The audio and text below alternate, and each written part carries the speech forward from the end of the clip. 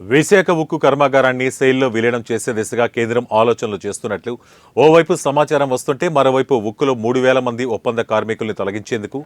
ఉక్కు కార్యదర్శి దొడ్డిదారిలో ఆదేశాలు ఇవ్వటం ఏంటని కార్మిక సంఘాలు ఆగ్రహం వ్యక్తం చేశాయి. ఉక్కు పరిరక్షణకు కార్మికులు చేస్తున్న పోరాటాన్ని నీరుగార్చేందుకే ప్రభుత్వాలు ఇలాంటి చర్యలు చేపడుతున్నాయని కార్మిక నాయకులు ఆరోపిస్తున్నారు.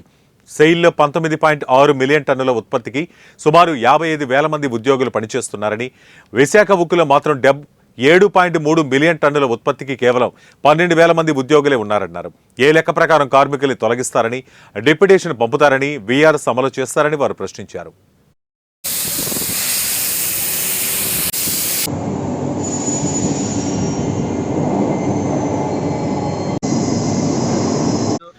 విశాఖపట్నం స్టీల్ ప్లాంట్ ఆధ్వర్యంలో నిన్న ఏదైతే విశాఖ స్టీల్ సెయిల్లో విలీనం చేసే దిశగా అడుగులు వేస్తున్న సందర్భంలో మరొక బ్యాడ్ న్యూస్ ఏంటంటే, విశాఖపట్నం స్టీల్ ప్లాంట్లో 3,000 మంది నుంచి 4,000 మంది వరకు కాంట్రాక్ట్ కార్మికులు అదనంగా ఉన్నారు. వీళ్ళందరినీ తొలగిస్తే ఆ దిశగా ప్రభుత్వం కానీ, ఇటు కాంట్రాక్ట్ యాజమాన్యం కానీ, కాంట్రాక్ట్ కానీ, స్టీల్ ప్లాంట్ మేనేజ్మెంట్ కానీ యోచిస్తుందనే దిశలో నిన్న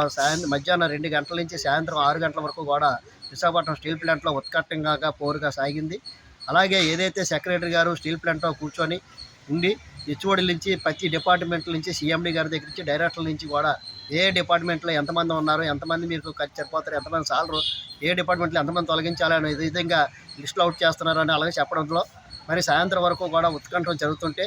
మరి ఆ విషయాన్ని మేలుకొని ఇటు ప్రభుత్వం నుంచి కానీ, ఇటు రాజకీయ నాయకుల నుంచి కానీ మరి అపోహ అయితే ఉంటున్నాయి. అయితే దానికి రాత్రిగా కొంత సమాచారం మేరకు ఏంటంటే, ఇక్కడ స్థానిక ఎమ్మెల్యే గారు భరత్ గారు మాట్లాడారని, దాన్ని కలెక్టర్ గారు దృష్టికి తీసుకెళ్తే దాన్ని 6 రోజుల్లో ఇది చూద్దాం, అందాక 6 రోజులు పక్కన పెట్టండి అనే దిశగా ఒక ఊహాగానాలు అయితే అందుతున్నటువంటిది మేనేజ్మెంట్ ప్రకటనతో మరలా కాంట్రాక్ట్ కార్మికులు కానీ, ఎంప్లాయీస్లో కానీ ఒక భయాందోళనకు గురైంది. ఒక పక్క పర్మనెంట్ ఉద్యోగాల కోసం పోరాడుతున్నాం, ఒక పక్క